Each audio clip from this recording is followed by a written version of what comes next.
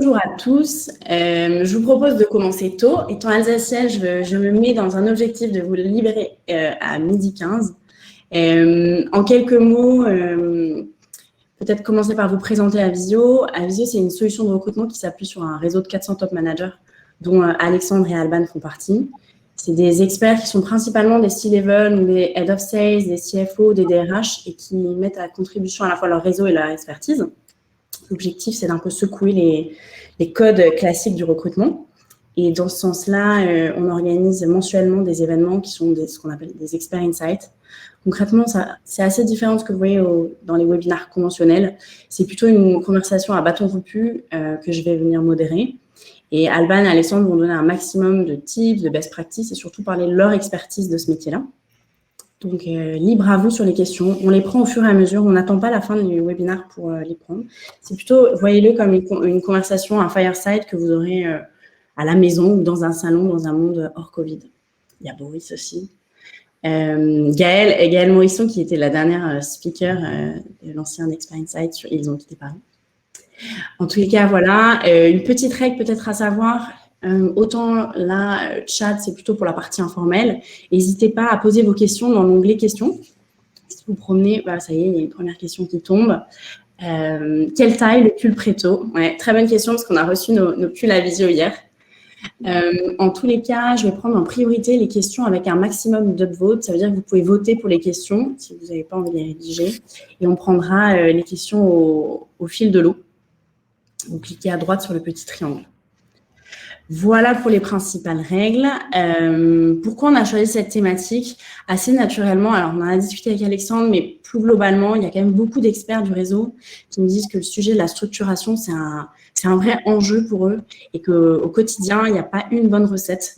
Donc, on est en plein dans les Expert Insights. C'est des moments où on va partager ce que les gens ont fait, mais les experts sont aussi là pour se faire challenger. Donc, n'hésitez pas à partager vos best practices à vous. Et puis, je vais les laisser se présenter tout de suite. Ok. Alex, tu me laisses la parole, j'imagine. Du coup, moi, c'est Alban, pour ceux qui ne me connaissent pas, parce qu'il y en a quelques-uns que je connais dans les participants. Je suis Head of Sales chez Phoenix depuis 5 mois, donc c'est vraiment tout récent. Aujourd'hui, je manage l'équipe B2B chez Phoenix. Et chez Phoenix, si vous ne savez pas ce qu'on fait, on lutte contre le gaspillage alimentaire. Et donc, principalement, mes équipes, elles vont voir des supermarchés ou parler à des grosses marques comme Paul, comme Starbucks, comme d'autres, pour qu'on les accompagne dans leur démarche anti-gaspi. Et auparavant, j'étais Head of Sales chez Skello, où je suis restée 1 an et demi, et j'ai commencé ma carrière dans les startups chez Mon Docteur, où je suis restée 3 ans. Donc voilà, où j'ai fait un peu tous les postes possibles et imaginables chez eux en tant que sales. On a pas mal d'anciens Mon Docteur qui sont présents d'ailleurs. Oui, on en a vu quelques-uns. Top. Alex, à ton tour. Bonjour à tous, moi je m'appelle Alexandre Lequien. Je suis le directeur commercial de Préto à Paris depuis 3 ans et demi. Du coup, Préto, c'est une société, on est courtier en prêt immobilier. Donc on négocie pour le compte d'emprunteurs, donc des particuliers comme vous et moi. On négocie le meilleur prêt immobilier auprès des banques, donc toutes banques en ligne, banque physique de réseau. L'objectif, c'est que l'expérience se passe bien pour vous. Vous obteniez une offre hyper concurrentielle rapidement dans une expérience bien soignée. Voilà ce qu'on fait aujourd'hui chez Préto. On a une équipe de 40 personnes à Paris sur la partie commerciale pour vous donner un peu une idée de la taille de la team de laquelle on va parler. Et en effet, moi je suis là pour partager à la fois mes réussites, mais bien sûr les échecs que j'ai eus pour pas que vous ayez les mêmes. Et donc je vois beaucoup d'anciens groupons dans la visio. Vous l'avez compris aussi, je suis ancien groupon. Donc cette secte qui concurrence Mon Docteur actuellement sur le marché parisien et autres. Top. Merci de vous être présenté. Peut-être effectivement pour creuser un peu au départ, Alban, est-ce que tu peux nous donner un peu le périmètre de ton poste, la taille de ton équipe, ce genre de choses? Alors, aujourd'hui, je manage une équipe de 15 personnes environ et en direct, tous. Donc, c'est un peu le bordel. On est en train de tout structurer. Et donc, j'ai des SDR, j'ai des responsables de vente directement sur le terrain. j'ai des CAM, un CAM DMS et des CAM hors foyer. Et je crois que j'ai fait le tour. J'ai quand même pas mal de monde. Et du coup, je suis en plein dans cette structuration de voir comment est-ce que on reprend une équipe et on l'organise au mieux. Donc, mon but, bien évidemment, c'est d'avoir dans quelques temps, c'est d'avoir des pilotes de chaque équipe parce que sinon, on ne pourrait pas continuer comme ça. Et tu as pris du coup ton poste quand? J'ai pris mon poste en octobre, juste avant le deuxième confinement. C'était un très bon moment. Top. Ouais, les joies des prises de poste en 2020. Exactement. Et toi, Alex, donc tu as commencé à présenter l'équipe. Tu es chez Preto depuis quand?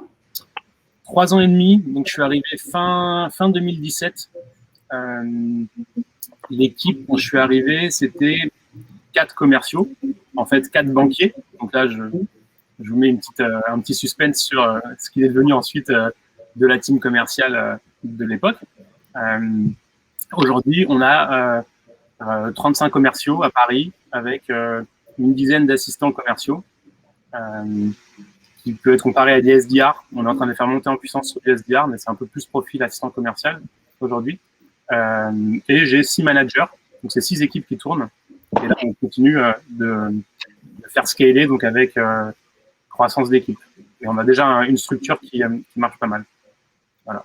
Et on a une autre BU.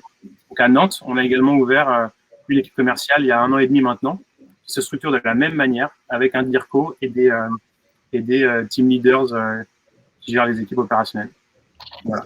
Pour info, on a pas mal de Nantais là, sur la visio. À la fois des équipes à visio, parce qu'une partie de nos équipes, tous qui ne gèrent pas autre que Paris, sont basés à Nantes. Et aussi, j'ai vu qu'on a pas mal d'experts là-bas.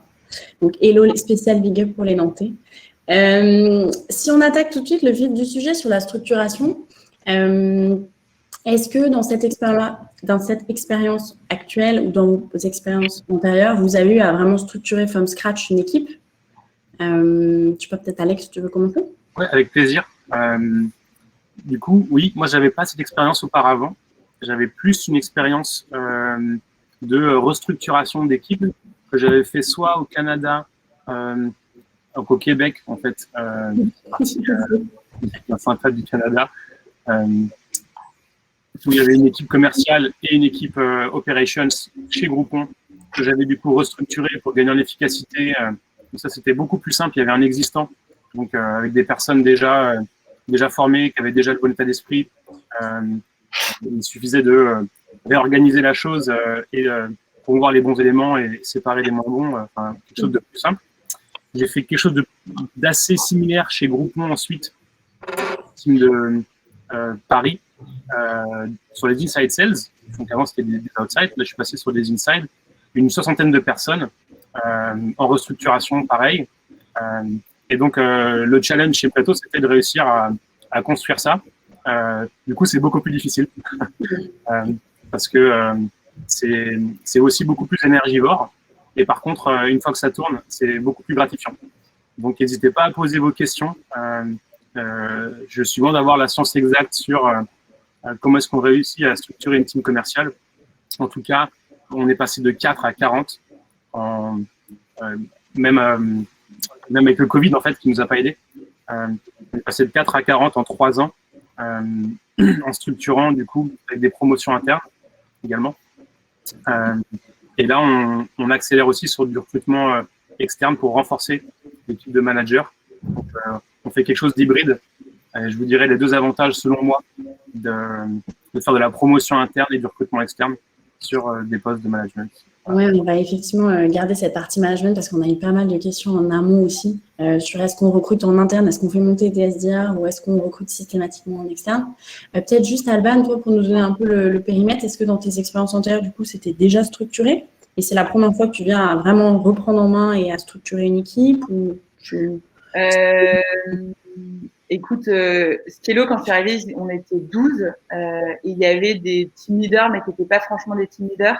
Donc, en gros, je me suis vraiment appuyée sur eux et l'objectif, c'était de les faire monter, enfin, de les faire devenir des vrais managers pour pouvoir justement scaler cette équipe. Et on était 30 quand je suis partie. Donc, heureusement qu'ils étaient là et heureusement que j'ai des montés en compétences parce que sinon, ça aurait été ingérable. Donc, voilà. Et donc, c'est principalement ce que j'ai fait chez Skello et chez Chez Phoenix, j'ai tout à j'ai tout à reprendre et tout à reconstruire, enfin, en tout cas à mieux organiser pour que ça fonctionne bien. Il y a les questions qui commencent à arriver. Si ça vous dit, on les prend au fur et à mesure. Il y a notamment la question de Philippe qui est quel process de recrutement / onboarding et un exemple de big case pour le recrutement. Enfin, je pense qu'en plus, il y a un petit contexte Covid+. Est-ce que l'un de vous veut se lancer sur cette première question? Ok.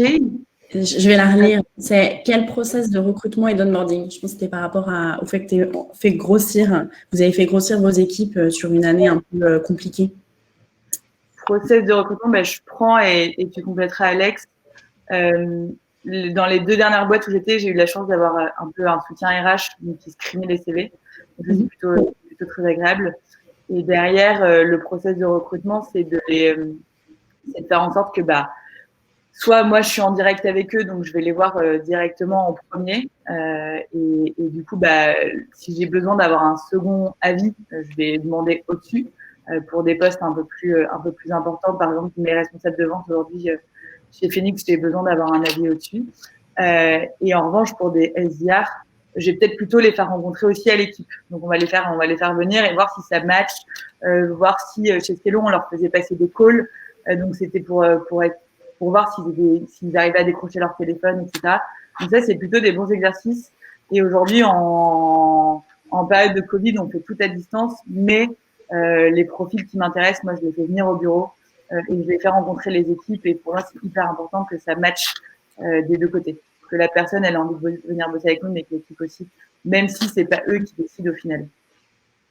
Oui, bien sûr, d'avoir le côté double. À la fois, le candidat doit pouvoir se projeter et toi, tu dois pouvoir voir s'il est capable de se projeter dans l'équipe.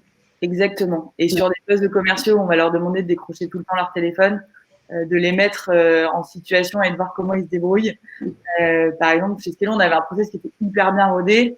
Et du coup, à la fin du process, une fois qu'il avait vu le team leader, le manager, etc., on le faisait passer sur le plateau avec un sales. Donc, du coup, le sales, il était hyper content parce que ça le responsabilisait.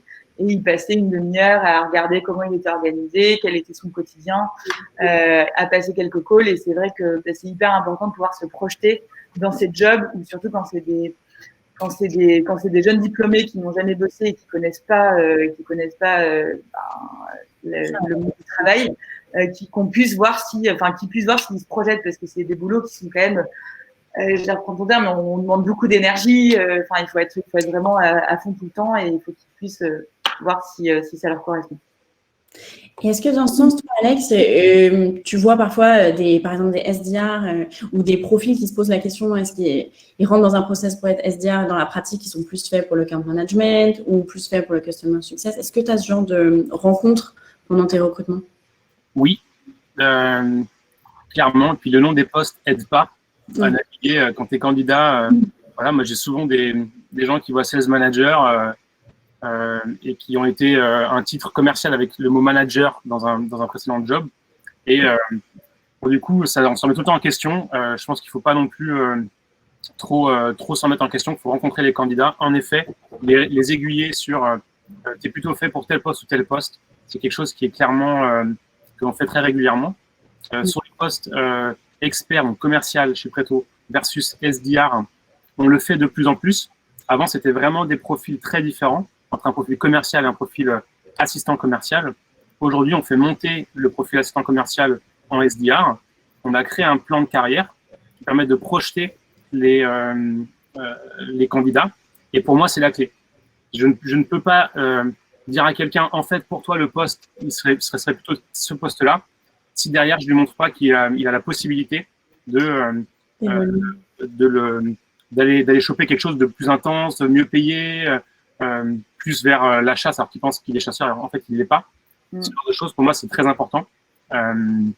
C'est si vous montrez la visibilité sur les différents parcours, dès lors, vous pouvez plus facilement aiguiller quelqu'un qui est un peu faible sur la partie commerciale qu'il vise, et bien l'accompagner et lui montrer qu'en fait, c'est dans son intérêt. Une vision long terme. Et j'imagine que ça, c'est aussi suivi par les KPI. Ça reprend la question un peu de Thierry. C'est Thierry Delma qui demande quels sont les KPI mis en place que vous suivez. Mais du coup, ce n'est pas du tout les mêmes, évidemment, selon les profils. C'est clair. C'est assez généraliste. Peut-être que Thierry, si ça te va, on va faire un focus, par exemple, sur les account managers. Comment vous gérez ça, l'un de vous? Je ne sais pas lequel peut se lancer. Je peux vous donner Je me lance, Alban. Oui, vas-y. Chez nous, c'est des courtiers, donc qui montent des dossiers immobiliers. Il n'y a pas c'est pas des abonnements, c'est vraiment pas du one shot, mais presque. Le but, c'est faire de la récurrence dans son portefeuille avec de la recommandation. Ça, c'est pour poser un petit peu le décor du job. Je prends un emprunteur, je vais négocier son prêt auprès d'une banque. On a récemment fait une refonte de la manière dont on anime les équipes. Il y a 2 notions qui sont hyper importantes. C'est la première notion, les objectifs qu'on fixe sont désormais uniquement sur du closing. Donc, ce qu'on regarde en fait une fois par mois, c'est le closing, ce qui fait la vente, ce qui fait le chiffre d'affaires, ce qui a du coup des conséquences RH du type promotion ou plan d'accompagnement et potentiellement discussion sur la pérennité dans la société. Ça, c'est le principe de base, c'est le closing. Ensuite, au quotidien, on anime sur ce qu'on appelle les key results, donc c'est la logique OKR. Et là, c'est qu'est-ce qu'on met dans la machine pour faire ces résultats. Donc, c'est nombre de calls, nombre de propositions, nombre de rendez-vous en banque que nous, on obtient pour nos clients. Ces choses-là, on les anime au quotidien. C'est ce qui est affiché dans nos bureaux. Et on ne parle que de ça au quotidien. Que de regarder, alors tu vas faire combien de ventes. Parce que ça, c'est trop loin de l'animation commerciale. Pour répondre à la question. Exactement, pour rebondir un peu sur ce que dit Alexandre, c'est que de toute façon, il faut réussir à définir son funnel sales qui va permettre d'aller chercher le nombre de clauses qu'on veut à la fin du mois ou à la fin du quarter. Et derrière, il faut identifier, pour aller chercher ce nombre de clauses, combien de rendez-vous il me faut. Pour avoir ce nombre de rendez-vous, combien de calls il me faut. Et une fois qu'on a identifié ce funnel, on est capable de les animer au quotidien sur ces sujets-là. C'est-à-dire que, par exemple, si on arrive dans une équipe qui ne close pas, il ne va pas falloir qu'on parle du close tous les jours. Ça n'a aucun intérêt. Il faut partir, il faut aller identifier la problématique en amont, qui est souvent soit du volume, soit du discours, soit… voilà, il faut aller trouver et chaque sales va avoir sa problématique. Donc, là, aujourd'hui, par exemple, moi, chez Phoenix, je suis en train, avec mes différentes équipes, je suis en train d'essayer d'identifier le meilleur funnel possible. Donc, quand on arrive dans des boîtes, c'est hyper simple de l'identifier. Je pense que chaque boîte va avoir un funnel différent. Il y a des business qui se ressemblent, donc c'est facile d'aller dupliquer un modèle sur un autre.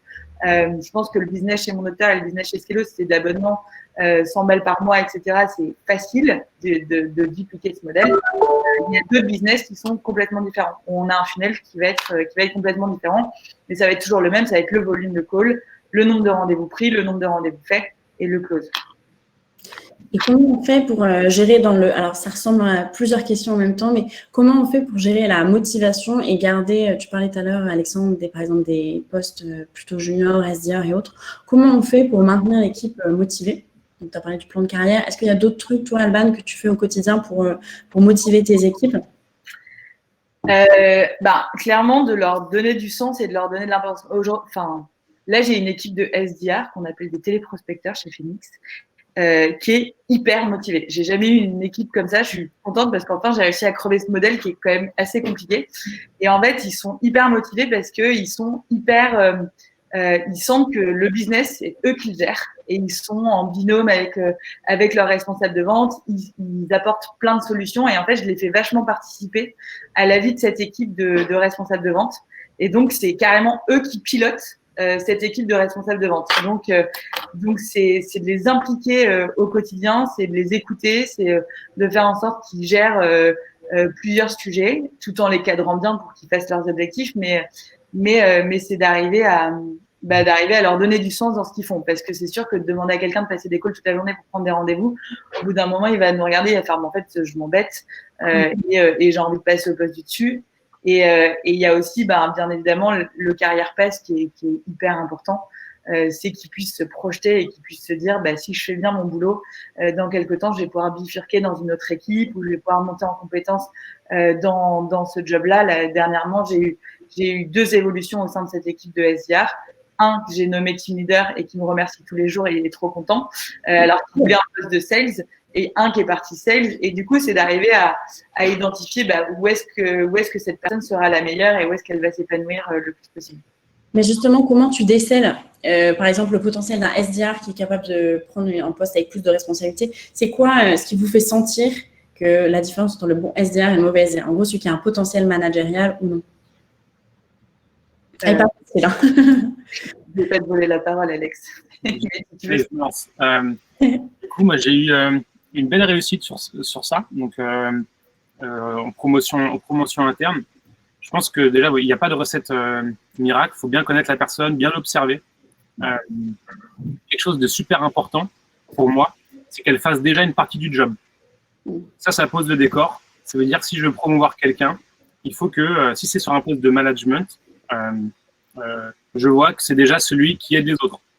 Versus foncer tout seul, même s'il fait peut-être un petit peu moins, mais je vois que sans lui, je ferais beaucoup moins en fait. Parce qu'il donne ses tips à l'équipe, il partage. Et on sent qu'il a de la reconnaissance et que ça le nourrit de faire ça. Donc on peut proposer à cette personne-là, moi c'est un peu ce que je fais, avant de faire une promotion, je teste un petit peu la personne. Je lui donne des clés. Voilà ce que je vais attendre de toi. Que tu participes dans l'équipe, que tu aides tes collègues, peut-être que tu animes une formation, peut-être que tu puisses prendre le relais sur des clients difficiles. Et ça, ces choses-là, en fait, c'est des éléments que je donne à quelqu'un dans un point RH. Et donc, c'est une liste d'actions. Et c'est à lui de le mettre en place ou pas. Et ça me permet, moi, de voir la motivation de la personne. Et j'ai eu des personnes qui me disent, OK, super, j'ai préparé les 3 slides pour expliquer comment est-ce qu'on fait tel tour de bras à un banquier ou à un client pour obtenir ce qu'on veut. Et ils forment la personne. Et ensuite, du coup, c'est des choses qui permettent de déceler un petit peu ça. Ensuite, nous, on fait des candidatures ouvertes pour la promotion interne. Quand on ouvre un poste en promotion interne, n'importe qui peut, entre guillemets, candidater. Donc, il y a des petites règles d'ancienneté, ce genre de choses qui permettent quand même de restreindre un petit peu le pool. Et ensuite, on fait des entretiens de motivation. Donc, jusqu'à présent, c'était Pierre Chapon, le founder de Preto, et moi. Avant ça, on a remis au candidat une série de questions pour qu'il se prépare à son entretien, sur sa motivation, sur pourquoi du manager, qu'il se pose des questions. C'est pour le préparer à ce qu'il va devoir vivre dans son entretien de motivation. Et il a également un business case à préparer. Donc là, ça reprend un petit peu la question de Thierry, je crois, de tout à l'heure. Oui. Voilà, ça, c'est un business case, pas côté candidat externe, c'est côté candidat interne. Et c'est en fait une situation soit commerciale, soit de gestion d'équipe, super performance, une petite photo de l'équipe, et on fait travailler la personne sur ça, sachant que j'attends pas de bonnes ou de mauvaises réponses. Ce que je veux voir, c'est des mécanismes, des interrogations, une envie de faire progresser, qui peut déjà se sentir un petit peu sur les idées qu'on a. Ouais, c'est plus un raisonnement que tu attends et une démarche que. Ouais, c'est ça. Et un peu de curiosité en disant je pourrais organiser l'équipe comme ci, comme ça, faire tel type de points pour que le transfert de compétences se fasse de l'un à l'autre. Ouais. Voilà. Le potentiel. Et on se posait aussi on en a pas mal discuté en amont, mais la différence entre à quel moment on sait que on a quelqu'un en interne qui va faire bien le job pour monter sur des sujets de management, ou à l'inverse, on se dit tiens, parmi les mecs en interne, il n'y a pas la personne que je cherche, je passe par de l'externe. C'est une question un peu compliquée, hein, mais c'est quoi les trucs qui vous ont fait sentir que là, à ce moment-là, il faut passer par de l'externe? Je pense que tu réponds un peu à la question quand tu te rends compte que tu n'as pas la compétence en interne et que si tu fais évoluer la personne, elle ne va pas t'apporter cette chose en plus dont tu as besoin. Je trouve que c'est génial de faire évoluer en interne, mais du coup, c'est vrai que on n'a pas quelqu'un qui arrive d'une autre boîte et qui a déjà travaillé avec les clients et qui va pas t'apporter ce petit truc en plus que tu recherches, parce que de faire monter quelqu'un en interne, il faut déjà avoir beaucoup de temps pour pouvoir lui apporter toutes les compétences que tu veux qu'il ait. Et de temps en temps, je pense qu'il faut ouvrir en externe pour que ça aille plus vite, et surtout c'est quelqu'un qui va nourrir ton équipe avec ses compétences externes. Ouais, et ses anciennes expertises, tout ça. Okay. Avec ses anciennes expertises, etc. Ouais. juste pour compléter, nous, sur du vécu, parce que j'ai fait beaucoup de promotions internes, j'ai dû en faire 7, je pense, en 3 ans. C'est un petit peu un pari, parce que les planètes sont jamais totalement alignées. Le business pousse, le pipe de recrutement est gonflé. On a besoin de gens pour gérer. En tout cas, je pense que nous, une des règles qu'on s'était imposées au début n'est plus vraie. On s'était imposé d'avoir des managers qui ont une connaissance secteur, une connaissance métier forte. On avait fait un petit peu le même sujet pour les commerciaux au début. Et en fait, c'est un gain de temps initial parce qu'on se dit, OK, ils connaissent déjà le prix immobilier, ils connaissent déjà ce cycle de vente-là. Mais en fait, c'est un frein ensuite, étant donné que on reste dans le carcan déjà connu par la personne et c'est plus difficile de disrupter quand il s'agit de disrupter. Donc ça, moi, je l'ai vécu à la fois sur le poste d'expert et sur le poste de manager. Aujourd'hui, les managers commerciaux qu'on recrute n'ont pas forcément d'expérience dans le crédit, mais par contre, on veut des gens qui ont vraiment à cœur de manager, ont de l'expérience pour manager. Et ceux qu'on a promus en interne, pour le coup, on n'a pas été assez rapide pour mettre nos managers dans un cycle de formation efficace sur le management. C'était une phase d'hypercroissance pour nous. Et ça, je pense que c'est une erreur à ne pas reproduire. Vraiment faire accompagner les managers par peut-être des cabinets extérieurs. Tu montres une sorte de mentoring, coaching un peu ou... Voilà, et ça, je pense qu'elle a déjà ce qu'il faut exactement pour aider. Et c'est assez important parce que l'aveu de faiblesse de quelqu'un qui était contributeur individuel, qui devient manager, je ne l'ai pas toujours eu dans mes one-one avec eux. Et du coup, parfois, j'étais un peu aveugle en me disant, OK, bon, bah là, il va progresser, il progresse et c'est bon. Et en fait, ça progressait pas assez vite. Et du coup, ça, c'est difficile. Et je pense que ça aurait été plus rapide avec un support externe plus intense. Oui, soit le recrutement, soit la formation. Voilà. Dans ce sens-là, il y a pas mal de questions qui sont arrivées. Il y avait notamment la question de Charlotte qui dit « Comment gérez-vous le devoir d'exemple du Head of Sales ? Les commerciaux attendent que leur patron soit meilleur qu'eux et cela les motive. Comment est-ce que vous montrez l'exemple ?» C'est une super question. C'est clair. Alors, franchement, Alban. Hein ? Allez, Alban. Attends. Le devoir d'exemple. Comment tu fais ? Je vais être hyper transparente. C'est-à-dire que moi, mes commerciaux, ils sont meilleurs que moi.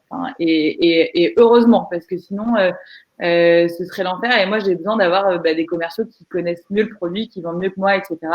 Après, il y a des erreurs que j'ai faites aussi. Par exemple, chez Skello, je suis pas trop allée sur le terrain.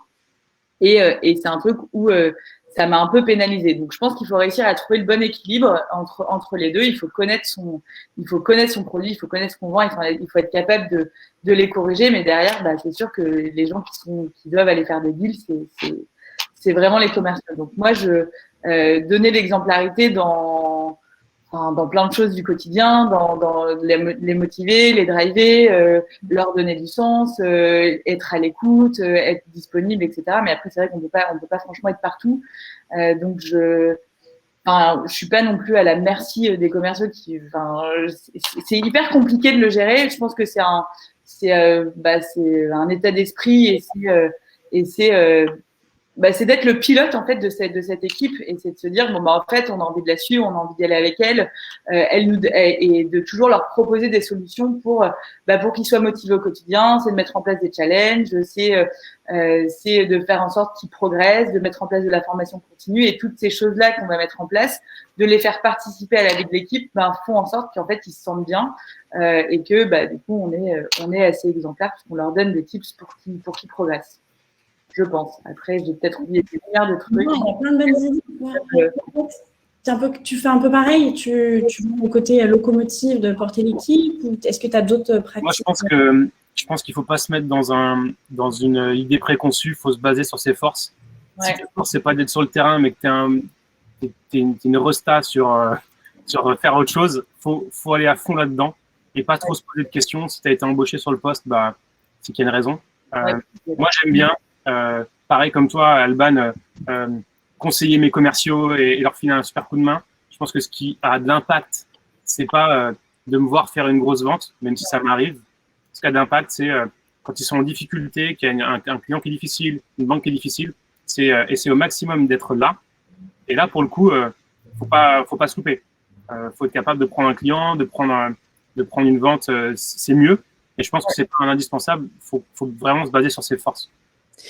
Et du coup, je crois que je suis d'accord. Ouais. Et il faut pas hésiter à quand ils sont dans la merde avec un client, à prendre son téléphone, à le décrocher pour aller sauver le truc, parce qu'on a cette légitimité et qu'on est capable de le faire. Mais je suis d'accord, on a nos forces, nos faiblesses et on les assume. Et on a des gens dans nos équipes pour compléter nos faiblesses. Donc, et c'est comme ça que l'équipe, elle marche au mieux. Et quitte à ce que la vente, elle se fasse pas, qu'au moins tu es là et que tu as essayé aussi, les deux n'ont pas réussi. On sort plus par le haut en faisant ça que dire à son commercial, t'as pas été bon, quoi. Ouais, tu as gardé la motivation de tes équipes et du coup, l'enjeu long terme. Tu as répondu en partie à la question de Wissam qui était est-ce que les managers doivent-ils toujours vendre dans vos organisations? Donc, est-ce que chez Phoenix et chez Preto, vous êtes toujours en rôle de vente ou finalement, ça dépend des moments? Est-ce que les managers ont le temps de vendre? C'est ça aussi. Après, chez Phoenix, il y a une culture où tout le monde vend. C'est-à-dire que même ma boss vend, tout le monde vend. Et en fait, je trouve que c'est assez agréable et ça donne envie aussi de le faire. Après, c'est sûr que il faut avoir le temps de vendre, clairement. De l'autre côté, un peu moins. Donc en fait, c'est clair que gérer un primo, c'est un truc qui se fait dans la durée et tout. Donc on a passé un certain niveau de management.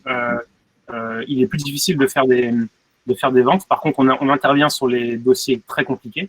Donc ça, il faut être là et on met les mains dedans, clairement, du CEO jusqu'à l'expert. Et ça, c'est une de nos forces. En revanche, pour la vente au quotidien, chez nous, c'est de 0 à 4 experts dans les équipes. Et le contributeur, donc le team leader, il a également un portefeuille de clients, mais il est censé maîtriser beaucoup mieux les process, les relations bancaires, etc. Donc lui, c'est plus facile. Il a des recommandations également. C'est plus facile pour lui de faire des ventes. Et lui, pour le coup, il doit être assez exemplaire. C'est la personne qui, au quotidien, fait la courroie de transmission entre un module de formation et en fait ce que c'est dans la réalité. C'est celui qui donne des tips. Et cette personne-là doit savoir vendre, en tout cas chez nous. C'est super important, sinon c'est l'armée mexicaine. Il y a une question de Clément qui revient un peu sur le sujet de tout à l'heure, à savoir les SDR. Alors, d'après vous, les missions de SDR commencent et s'arrêtent où? Les missions des SDR étant hyper différentes d'une société à une autre. Donc, peut-être vous pouvez prendre l'exemple de la boîte dans laquelle vous êtes actuellement, Preto et Phoenix. L'un de vous, peut-être, puisqu'il nous reste 10 minutes. L'un de vous pour cette question?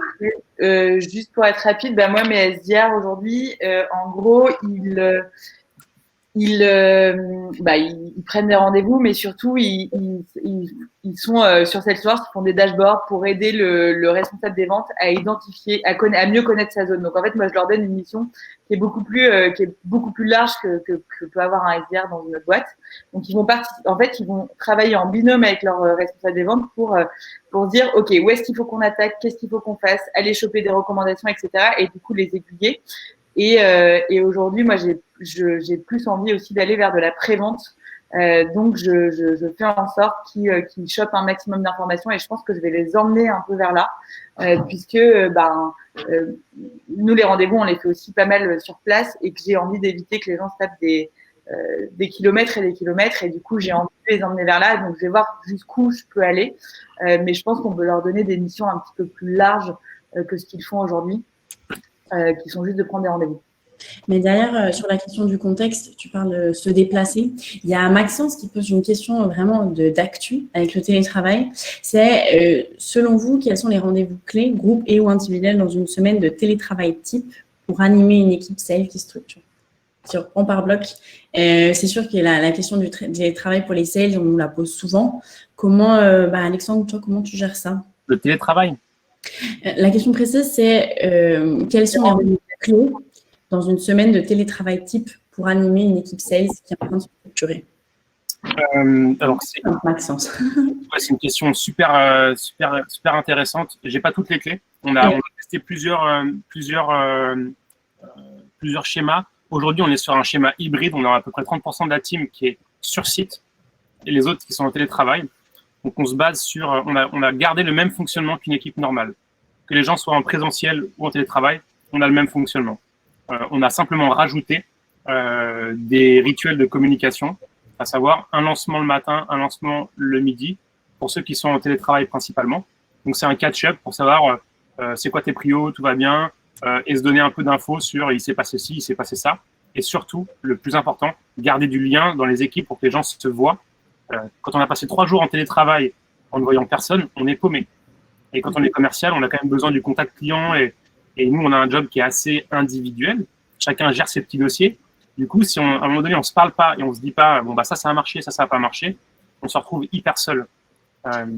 Et en plus de ça, donc, point commercial le lundi matin. Donc là, c'est assez classique, une revue des actualités commerciales, des performances, des choses à savoir pour bien mener sa semaine. Ensuite, il y a des one-one individuels, du coup, entre le N+1 et l'expert, avec une partie people sur comment ça va, ta motivation, etc., les ventes que tu as réussi, que tu n'as pas réussi, et une partie pipeline review, où là, pour le coup, on aide vraiment dans le détail sur l'avancée des dossiers.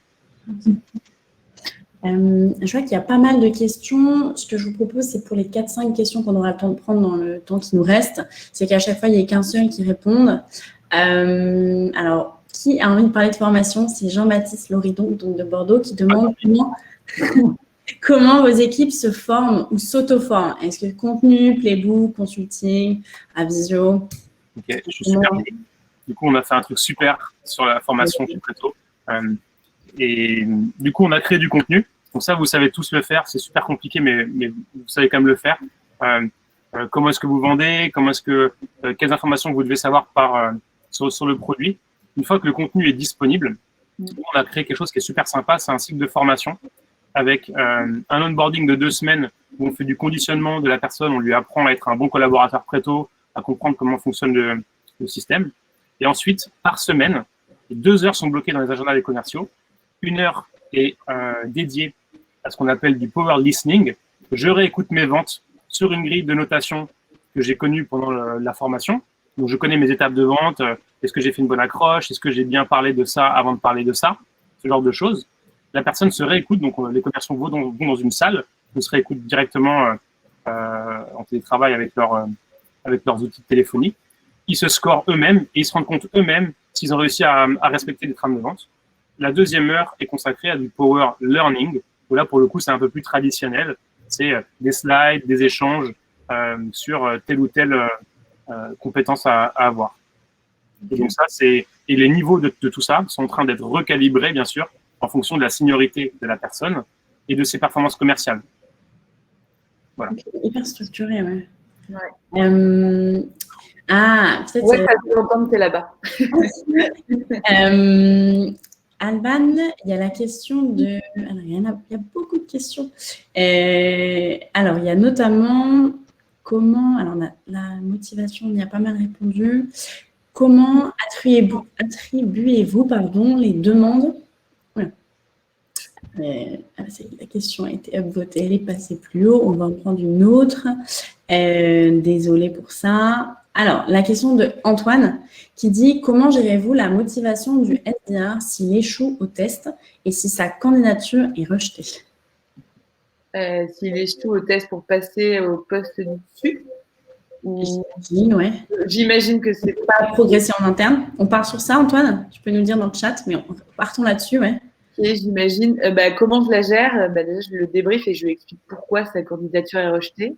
Donc, oui, après, il y a 2 solutions. C'est soit cette personne, elle ne pourra pas évoluer et donc il faut trouver elle ne pourra pas évoluer en tant que sales. Donc, il faut voir si on peut essayer de trouver une autre solution. Ou sinon, c'est que si on ne fait pas évoluer, je pense que c'est parce qu'il y a une vraie raison et à ce moment-là, il faut se poser les bonnes questions.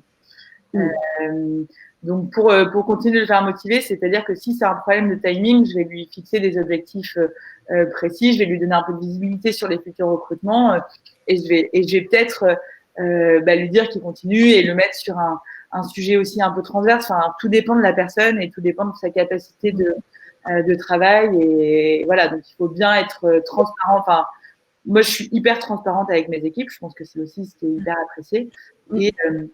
Et de lui donner le plus de visibilité possible sur les prochaines étapes. Il y a aussi une question de Quentin qui disait, selon votre CEO client, comment attribuez-vous les demandes entrantes venant d'une nouvelle BU, d'un grand groupe, d'un grand compte signé par 2 sales différents? Comment vous gérez en fait quand il y a 2 sales sur un même coup? Je te laisse répondre, Alex. Si, on peut passer à une autre question. J'ai plus trop ce problème-là dans le business chez Preto. Écoute, je pense que j'ai pas l'excellente réponse. Au début, c'est à la mano. Il n'y a pas de règles CRM qui permettent de le faire, en fait. C'est le moment un peu dur où, en tant que manager, tu dois t'affirmer et dire, bah, moi, je pense que et je t'impose que. Et pour ça, je pense qu'il faut bien regarder les actions qu'ont fait le premier commercial et savoir si la reco découle de ça ou pas. Et il faut être juste. Et quand tu restes juste, si jamais tu as fait une erreur, bah, tu trouveras un moyen de corriger. Mais en étant juste et un peu exigeant, on n'est pas là pour avoir de la complaisance ou des attributions de grands comptes alors qu'il n'y a pas eu de démarchage particulier. Ouais, c'est sûr que s'il n'y a rien du tout. Après, ce que je pense aussi, c'est qu'il faut réussir à bien, pour éviter ce genre de choses, il faut réussir à bien organiser, bien répartir. Ça prend vraiment beaucoup de temps, mais c'est des vrais sujets pour éviter que les gens se marchent les pieds dessus et en fait chacun son business et on est mieux. Top. Il y a encore pas mal de questions. Il nous reste 2 minutes. On va peut-être en prendre une dernière. Ah oui, ça parlera peut-être à tout le monde. Un dernier tips ou alors à l'inverse, si vous voulez nous raconter votre dernier échec RH, si c'est pas trop sensible. Faut que je réfléchisse. Alors, la question précise, c'était votre dernier échec RH, recrutement interne, externe. Non, pardon, recrutement externe, promotion interne, peu importe. Moi, mon dernier échec RH, c'est d'avoir fait traîner une période d'essai jusqu'au bout.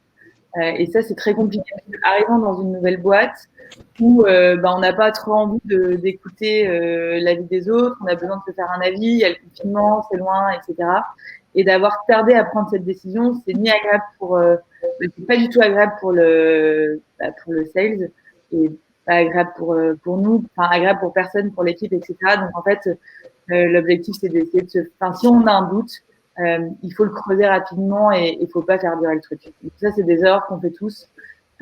Et je pense que mieux on les évite, mieux c'est. Il ne faut pas hésiter à s'en détacher rapidement. Ça fait mal sur le coup, mais ça fait moins mal. Et souvent, un pansement, ça fait plus vite quand ça se décolle. Ça fait moins mal quand ça se décolle plus vite. C'est des trucs auxquels il faut faire attention. Est-ce que toi, Alex, tu as aussi un exemple, tu veux partager un exemple de fail RH? Ouais, un beau fail RH qui est assez sensible, c'est en fait, on a manqué des prises de ref. On fait des prises de référence dans le cadre du recrutement. C'est quelque chose qu'on impose depuis le début, en fait.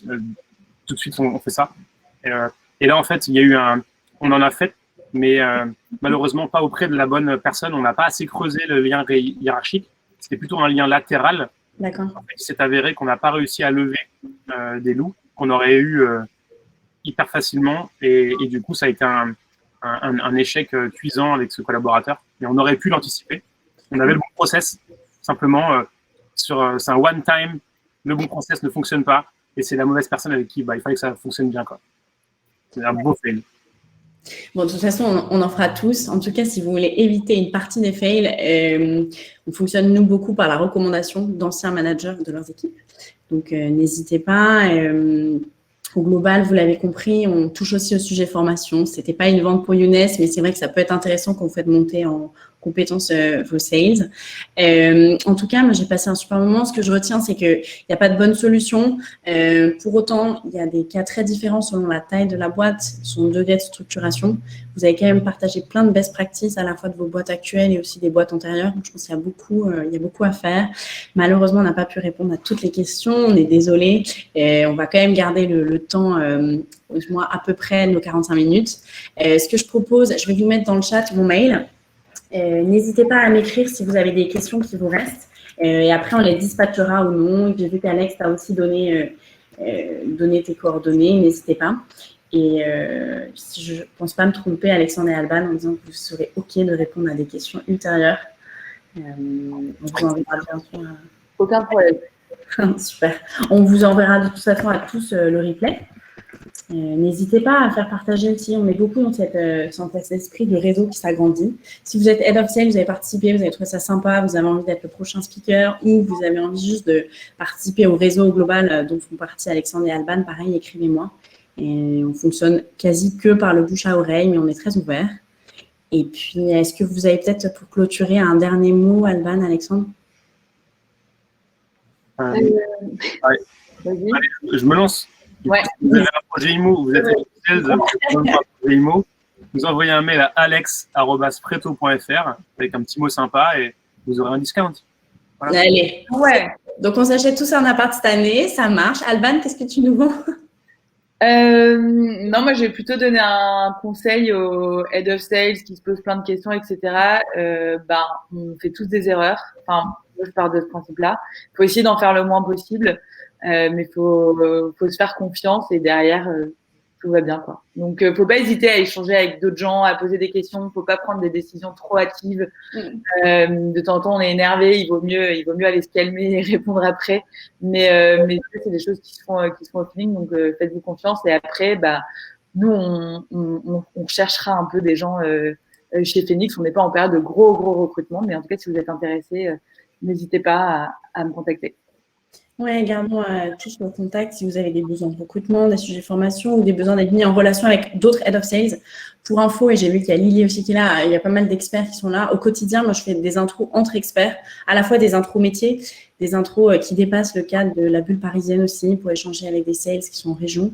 Donc, n'hésitez pas. Je pense que ça a vraiment de la valeur de partager les best practices, surtout dans une année, disons dans un contexte un peu compliqué. Donc, carrément, gardons tous le contact. Et je vous envoie le replay très vite. Merci encore. Et voilà, bon appétit, parce que ça commence à écrire dans le, dans le chat. Mais à très vite et merci encore. Merci à tous. Merci beaucoup. À bientôt. Bye bye.